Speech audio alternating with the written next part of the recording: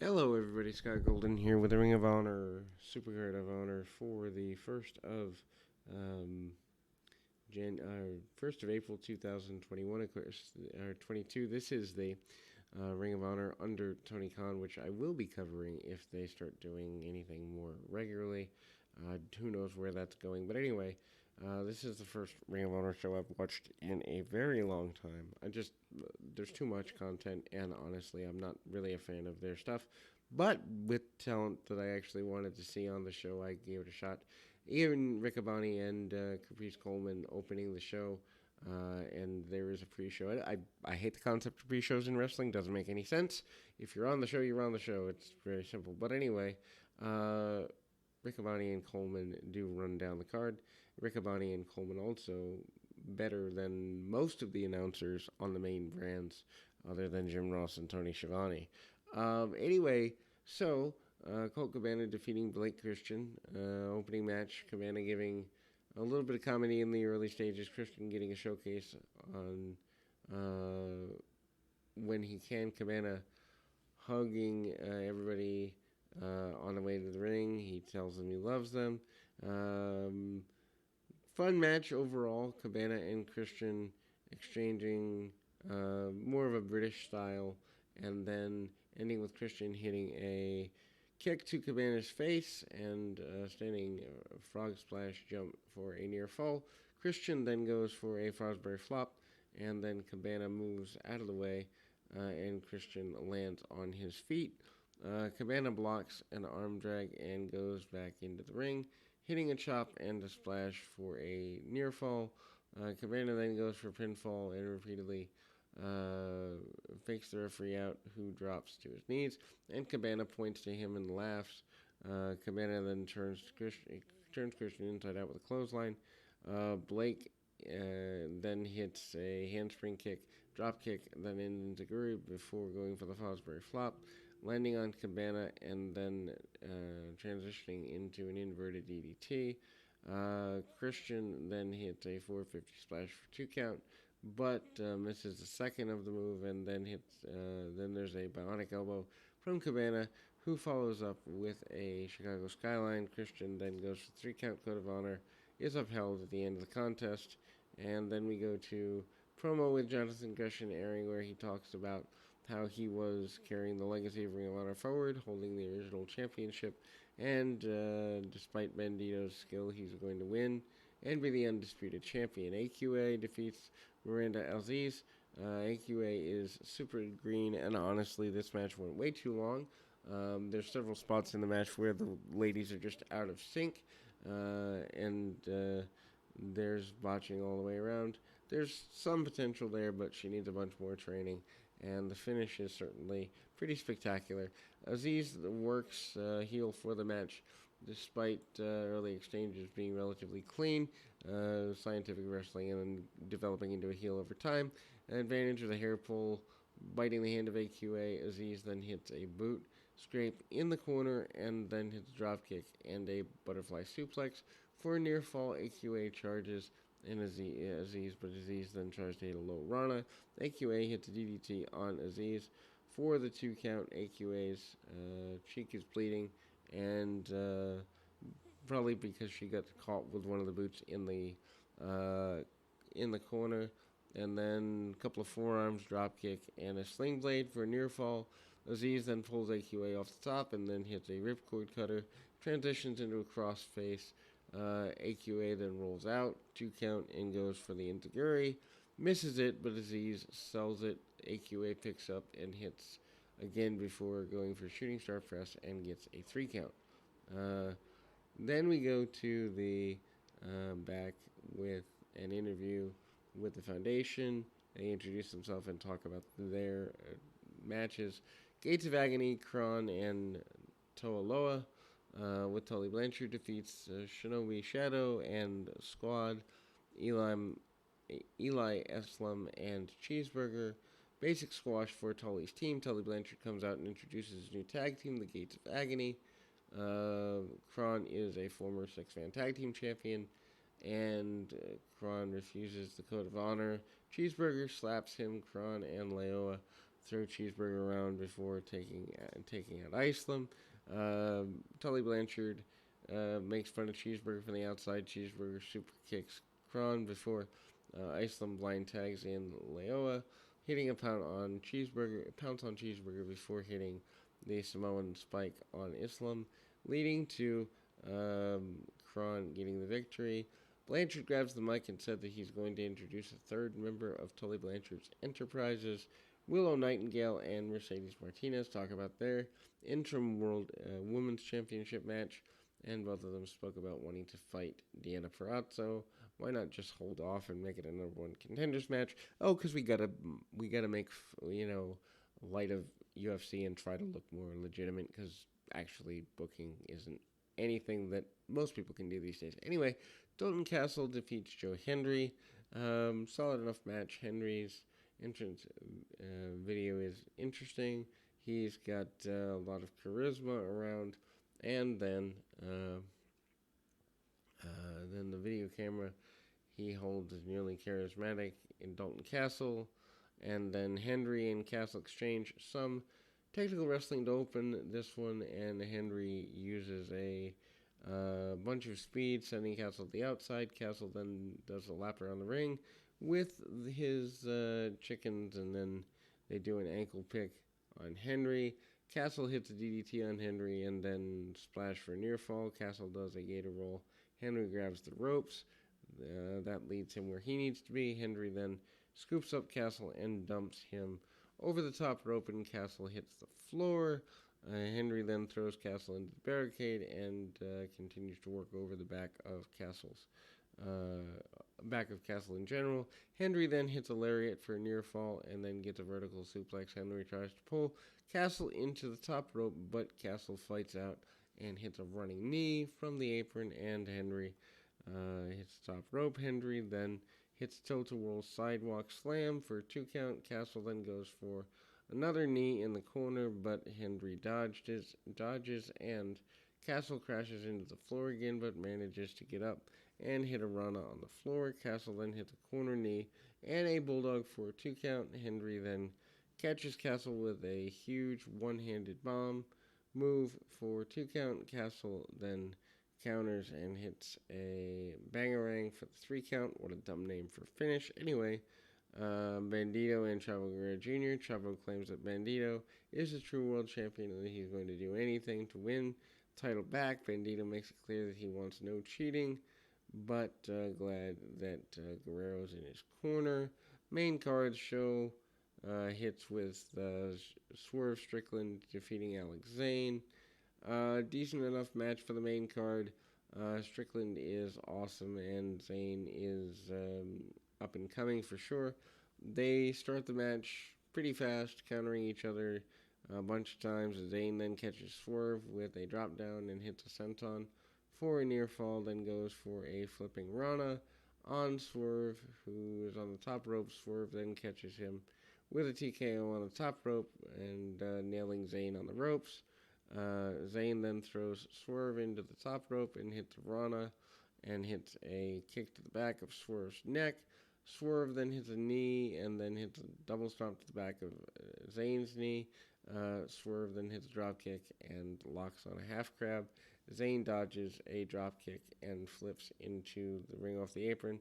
Knee goes out. Swerve cuts him off and he hits a dive.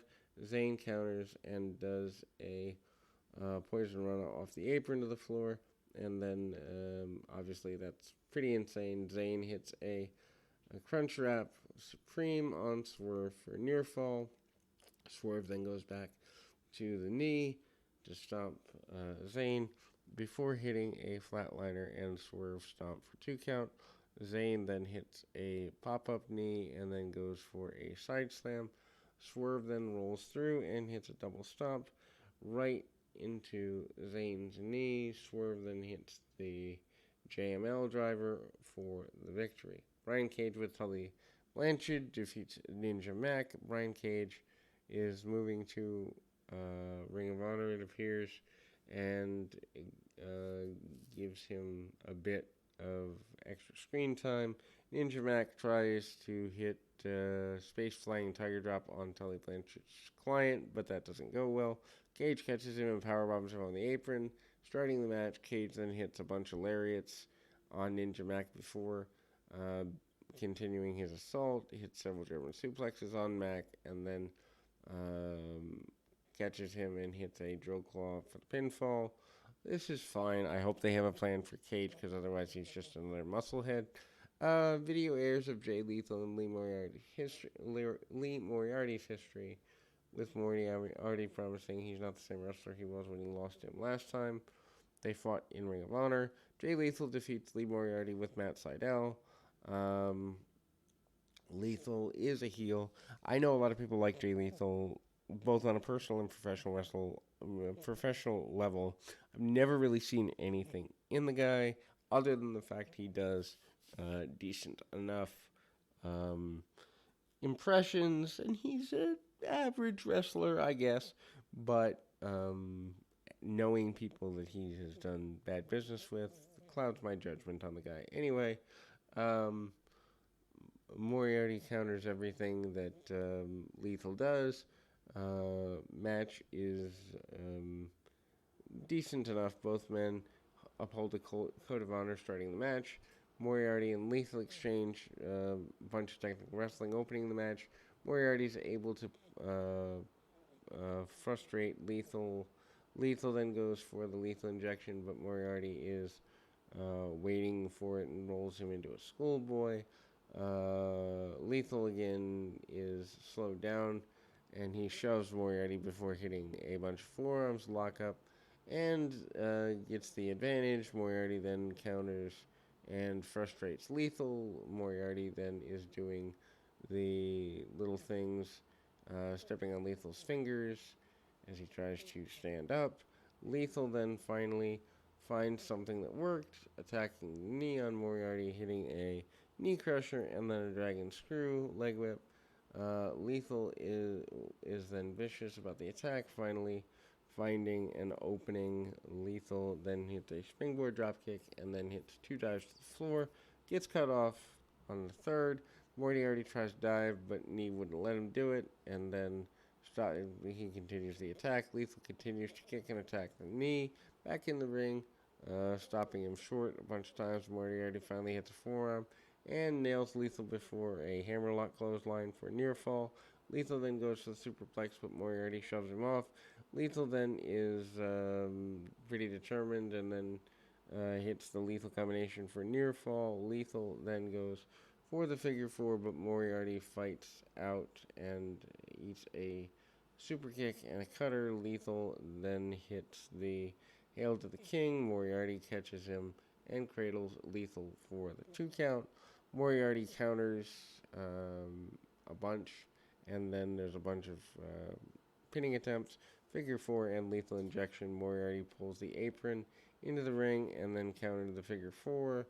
Referee kind of puts things back in. Lethal then low blows Moriarty and hits the lethal injection for the pinfall victory. Matt Sydal comes into the ring, protested cheating on Lethal, so Lethal kicked in the crutch out from under him, causing Sydal to fall to the mat.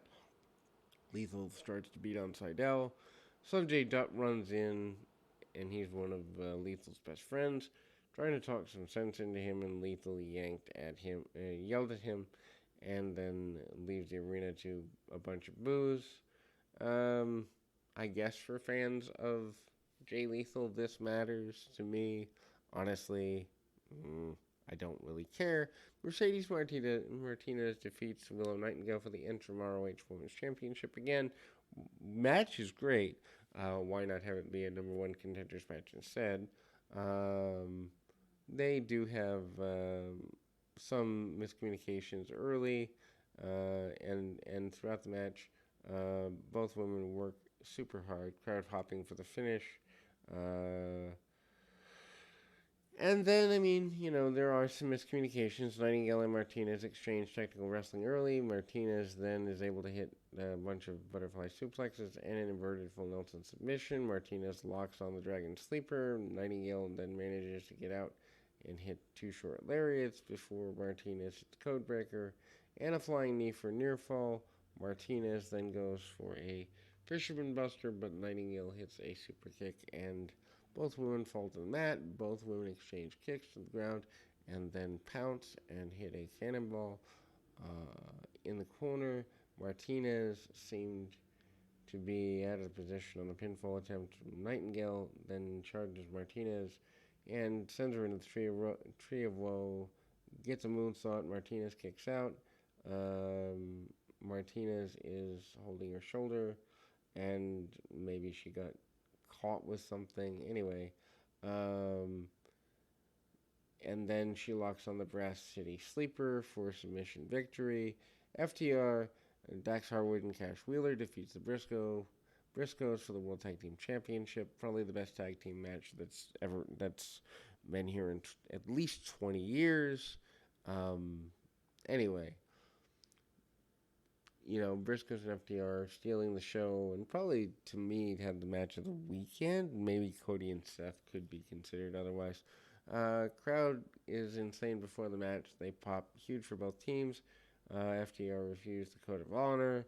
Mark Briscoe starts the match with Cash Wheeler and punch to the gut, and the crowd's chanting and cheering both teams. Harwood hops off the apron, high-fives fans. Wheeler and Mark Briscoe looks lock up. There's a huge pop. Obviously, this is a dream match. Fans cheer the exchanges here, and they basically chant that WrestleMania is not a good thing. Mark Briscoe hits a shot and locks Wheeler in a headlock. Fans chant tag team wrestling. Harwood and Jay Briscoe come back, and they basically didn't do much, but the fans are all over it anyway. Harwood spits in the face of Jay. Crowd erupts into boos for FDR. Jay Briscoe hits 2 shoulder tackles, but Harwood hits a forearm and drops Briscoe. Harwood then hits a chop, but eats a Rana and a kick before Briscoe sends Harwood to the floor. Dax then tries to throw a chair into the ring. Referee catches it, and that pops the crowd. Harwood and Wheeler were able to isolate Jay Briscoe after a decent effort and work him over. Jay Briscoe is not down for long. Hit the big back elbow on Cash Wheeler. Tags out to Mark. Mark comes in, hitting a bunch of strikes before hitting a vertical brainbuster for a near fall. Wheeler then hits a European uppercut on Mark, able to drag him back to the corner. Harwood and then hard strikes in the corner. Harwood and Mark exchanged a bunch of chops, with Briscoe getting the best of that, but Harwood closes his fist and punches him right in the face. The Briscoes hit up the pace, kick Wheeler after he tags in, but there is an interesting pace. The action goes to the outside. Harwood goes off after the Briscoes are bleeding. One of them's bleeding from the head. Jay Briscoe shoves Harwood off the top rope, then goes for the dive off the ropes. Harwood recovers, hitting him off the top before hitting a superplex off the top again, and then Wheeler tags in, continues to beat on Jay Briscoe. Harwood flips the Briscoes off, and Wheeler hits a back suplex. Mark Briscoe then comes in, goes nuts, suplexes on Harwood, and Wheeler gets sent to the floor. Mark then hits an iconoplasm for near fall. Harwood then staggers Mark Briscoe with a right hand, but Mark sends him into the ring post and then hits a redneck boogie on Wheeler for near fall. FTR hits a combo, powerbomb, and splash for near fall. Briscoes hit a big rig on Harwood for a near fall, and then Wheeler hits a DDT on Mark on the floor. Jay comes in, hits Death Valley Driver, and Harwood and Jay Briscoe fight for suplex on the apron, ending with Jay Briscoe hitting a vertical on the floor. Dax and then is able to make it, and it's pretty brutal. Mark and Jay Briscoe both bleeding now. All 4 men come to the middle of the ring, and then started exchanging forearms. Mark dumps Wheeler to the floor, and then hits a corkscrew, senton. Wheeler on the floor. Harwood and Jay Briscoe continue facing off, but covers blood exchanging forearms. Jay Briscoe hits a neckbreaker on Harwood, and Mark hits a froggy bow for near fall. Briscoe's call for Doomsday Device, but Harwood fights out, and they dump Jay Briscoe off to the floor before hitting Big Rig on Mark for the pinfall. FTR and the Briscoes shake hands after the match, and the fans chanting for Ring of Honor. Then we go to fans are chanting for Briscoes. Young Bucks have to interject themselves into this. I understand they're still under contract to AEW, but let the actual wrestlers who aren't backyarders have the spotlight here. This is a dream match, and the Young Bucks need not be in this. Anyway, the ROH fans could watch them on Wednesday night, not here tonight because they leave ROH, and they are obviously bringing that into Wednesday, which I understand. If you have to have the Young Bucks under contract, you got to do something with them, but I still would have just waited and had the FTR and Young Bucks thing play out on Dynamite. Minoru Suzuki defeat Red Titus for the television championship. Quick match, Suzuki puts Titus away early, and the fans are singing his theme. Minoru wrestles Ishii on another show, and then Suzuki and Titus waste no time. Grappling and striking, Suzuki grabs the arm of Titus in armbar over the ropes. Action spills to the outside. Suzuki then doesn't do a bunch there, but then manages to go on torturing his opponent. And Suzuki then hits chop marks all over his chest from his match earlier.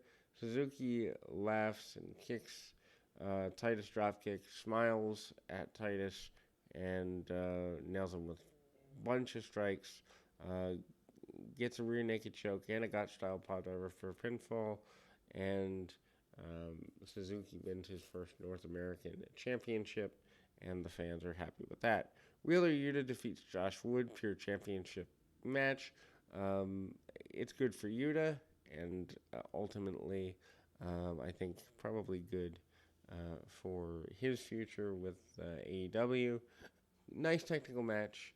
The crowd's kind of burnt out. Crowd does pay attention. Anyway, Yuta is forced into a rope break within the first few seconds of the match, leaving him 2 breaks left. Yuta then goes for the trip, but Woods takes Yuta back. Yuta then ends up reversing, and it's a shuffle. Then a grapevine on the leg. Woods then slips out. Yuta slips out, and Woods gets cradled. Grapevine. The crowd's happy with this. Both men continue to exchange basic holds for the next few minutes, and they basically call it a tit-for-tat match here. Yuta leans back into a deathlock on the knee of Woods, which forces Woods to grab the ropes. Woods then works over the arm of Yuta, wrenching it, and then hits the wrist. And then Yuta hits forearms to Woods. Woods hits uppercuts right on Yuta's injured arm. Woods then enters an exchange with an open hand strike to Yuta, which drops him. Woods and Yuta exchange forearms again, but Yuta picked up pace, and then the enziguri, and then hits a huge flying forearm on Woods, who rolls out to the floor. Yuta hits a dive to the floor and drops Woods again. Yuta then goes for the dive off the top rope onto Woods, who counters it with a flying knee. Yuta then hits 2 count. Woods hits a German suplex on Yuta and then goes to TKO, but Yuta blocks it. Woods then kicks Yuta, but Yuta rebounds off the ropes in German suplex of his own. Woods then hits a spiral suplex on the top turnbuckle, but Yuta then gets a foot on the ropes, which was final rope break.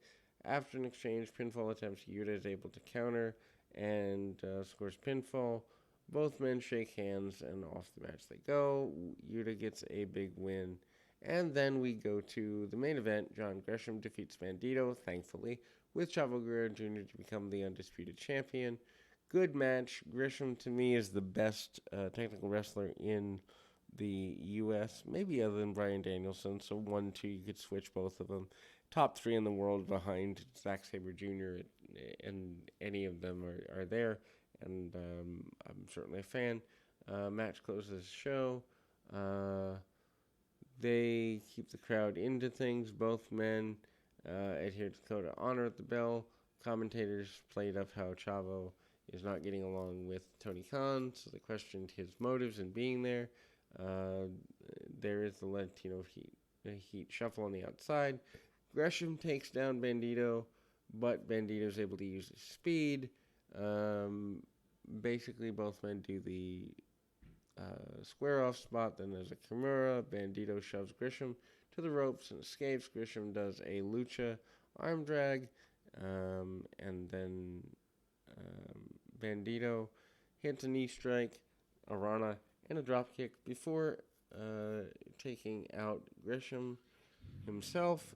Gresham then drops Bandito off the apron, sent him to the floor. Gresham works over the arm, Bandito transitioning into a crossface, but Bandito makes the rope break. Bandito then does surfboard stretch on Gresham, but Gresham used his leg muscles to sit back and into the pinfall attempt before transitioning into an ankle lock. Bandito makes the ropes to escape while Gresham tries to transition into an octopus stretch. Gresham then is able to lock on brutal-looking hammerlocks. Bandito manages to start the fight out again. Hits a corkscrew body press and then a deadlift vertical suplex. Bandito stalls the suplex. He holds him up for count of 60, holding him up for a full minute, and that gets the crowd. Obviously, Gresham and Bandito exchange bunch of chops, and then Bandito comes back. Gresham hits a straight jacket suplex on Bandito for near fall. Gresham then hits an enziguri and a snap German for a near fall. Gresham then starts hitting hammer fists on Bandito before transitioning into a crossface again, but Bandito gets the charge on the ropes as Gresham pulls him back and locks on the octopus stretch. Bandito then tries to fight out. Gresham crucifies the arms and hits a bunch of hammer fists. Bandito then collapses into the ropes. Gresham goes to the dive to the floor. Chavo shoves him out of the way. Bandito protests this, and then they go back into the ring. There's a Shining Wizard for another near fall. Then we go to both men exchanging bunches of pinfalls. Gresham and Bandito exchange strikes, but Gresham accidentally hits the referee and then falls backwards. Chavo hits Gresham with the World Championship. Bandito gets upset and asks for the referee to eject his own manager, which is just ridiculous. Anyway, Gresham counters in the 21 plex and goes for a bridge, but Bandito kicks out, hits a super kick and a Fosbury flop before hitting the 21 plex, but Gresham kicks out. Bandito super kicks Gresham twice and hits third. Gresham counts with a springboard moonsault and then a counter into a cradle for the pinfall. Gresham then grabs the mic. He's celebrating with both championships. Jay Lethal interrupts him, walks out saying Gresham wanted to send everyone home happy. Lethal said he would help and challenged Gresham for the World Championship. Gresham said that Lethal had changed and he's acting without honor. Lethal said no one would know Gresham if it wasn't for him, and Sanjay Dutt runs out, trying to break them apart. Dutt then turns around and attacks Gresham. Dutt and Lethal beat Gresham down, and out comes Lee Moriarty, trying to make the save. Lethal then grabs the ROH World Championship and poses with the belt. Then the music of Samoa Joe hits. He comes back to Ring of Honor. Jay Lethal is the mentor to Gresham, and Joe was the mentor to Lethal. Samoa Joe then chokes out Sanjay Dutt and face-offs off with Lethal, who is very shocked on the outside of the ring for the first ROH deal. It's not bad. We'll see where it goes under Tony Khan.